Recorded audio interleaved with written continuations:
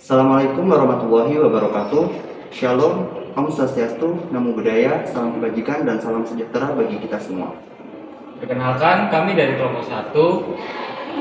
Dari mata kuliah Kewarganegaraan kelas 16B, dalam video ini kami akan menjelaskan tentang permasalahan matkul PPKN yang diubah menjadi pendidikan Pancasila. Apakah itu benar-benar berubah secara keseluruhan atau hanya profilnya saja? Saya Khairul Insan Amirullah. Saya Nisa Intan Pramesari. Saya Widya Sasmana Madania. Saya Rizky Kamal. Terima kasih dan selamat menyaksikan.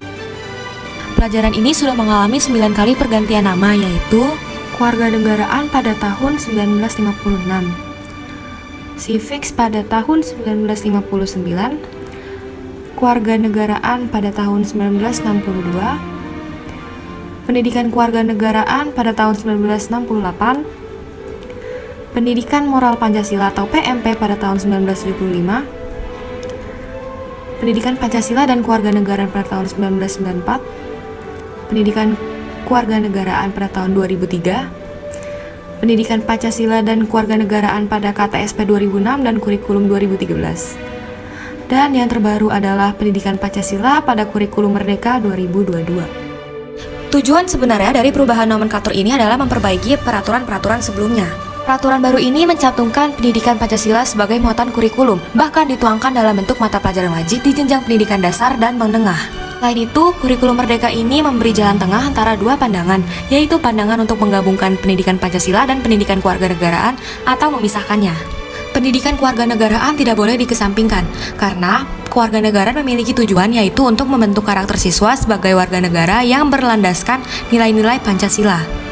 Pendidikan kewarganegaraan juga berperan penting sebagai pilar demokrasi dan nasionalisme di Indonesia. Pendidikan kewarganegaraan dapat menjadi upaya pembangunan karakter nasionalisme suatu bangsa dengan basis profil pelajar Pancasila.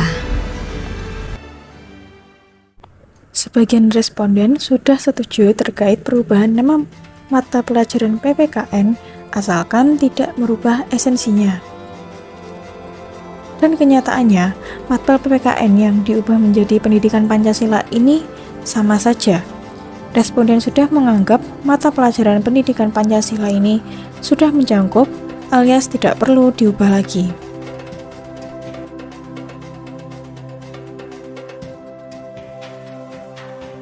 Jadi untuk perubahan tersebut saya sudah mengetahui ya. Beberapa waktu yang lalu memang ada satu usulan, yaitu berdasarkan dari PP nomor 56 tahun 2022 memang ada perubahan status dari mata kuliah atau mata pelajaran PPKN menjadi pendidikan Pancasila.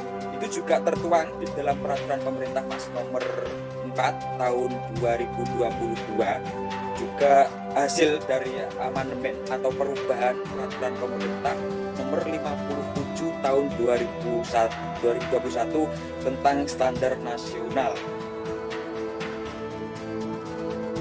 Terkait dengan hal itu sebenarnya di dunia pendidikan ya, perubahan nomenklatur itu adalah hal yang sudah biasa sebenarnya. Dulu awal kali PPKN itu ada, penyebutan awalnya itu mulai dari PMP. Nah, PMP itu pendidikan moral Pancasila, kemudian berubah lagi menjadi namanya pendidikan kewarganegaraan, berubah lagi namanya menjadi pendidikan Pancasila dan kewarganegaraan. Nah, saya rasa kalau sekarang memang pemerintah itu ingin mengganti dengan penyebutan pendidikan Pancasila dengan tidak menghilangkan materi muatan di dalam pendidikan kewarganegaraan, maka pengelompokan materinya dan jam pelajarannya itu harus disesuaikan bobotnya. Sebenarnya itu hanya sebatas perubahan nomenklatur saja, Mas. Hanya sebatas perubahan nomenklatur. Pada dasarnya kompetensi itu sama antara PPKN dan pendidikan Pancasila, seperti itu. Jadi memang saudara sekalian, pemerintah itu tidak mempunyai formulasi khusus yang tepat. Buktinya sampai hari ini tahun 2022 sudah ada perubahan sebanyak 9 kali khusus pada mata pelajaran PPKN. Kekuasaan baru itu pasti nanti juga akan berubah seperti itu. Di dalam pendidikan kewarganegaraan sama Pancasila tujuannya itu berbeda sebenarnya, tapi saling berkaitan gitu. Kalau Pancasila kan lebih menekankan kepada dan nilai dan moral bangsa. Nah, kalau di dalam kewarganegaraan kita diberikan pemahaman tentang bagaimana sih cara menjadi warga negara yang baik. Kan tentu kita harus mempunyai dasar dulu. Kita harus tahu tentang bentuk negara, pemerintahan kita, kemudian tahu tentang aturan yang berlaku di negara kita, karena konteksnya kita dalam negara hukum. Jadi substansi dari materi PPKN dan Pancasila itu pada dasarnya adalah sama. Kalau Pancasila itu sebenarnya lebih ke sistem ideologi berbangsa dan bernegara, namun kalau yang PPKN-nya atau kewarganegaraannya itu lebih ke implementasi dari nilai-nilai Pancasila. Kesimpulan yang dapat diambil adalah yang pertama, esensi pendidikan kewarganegaraan tidak hilang, tetapi diintegrasikan atau diinsersikan dalam mata pelajaran pendidikan Pancasila. Yang kedua, pendidikan kewarganegaraan tidak boleh dikesampingkan karena kewarganegaraan memiliki tujuan untuk membentuk karakter siswa sebagai warga negara yang berlandaskan nilai-nilai Pancasila. Yang ketiga, Peraturan Pemerintah Nomor 4 Tahun 2022 bertujuan memperbaiki aturan sebelumnya yang tidak mencantumkan pendidikan Pancasila sebagai muatan kurikulum wajib dalam pendidikan dasar dan menengah. Yang keempat, dalam kebijakan baru ini, pemerintah memberi jalan tengah antara dua pandangan, yaitu pandangan untuk menggabungkan pendidikan Pancasila dan pendidikan kewarganegaraan atau memisahkan antara keduanya. Kebijakan baru yang dibuat pemerintah ini tentunya menjadi awal yang baik untuk memperbaiki moralitas generasi muda Indonesia dan mencegah praktik yang tidak sejalan dengan Pancasila.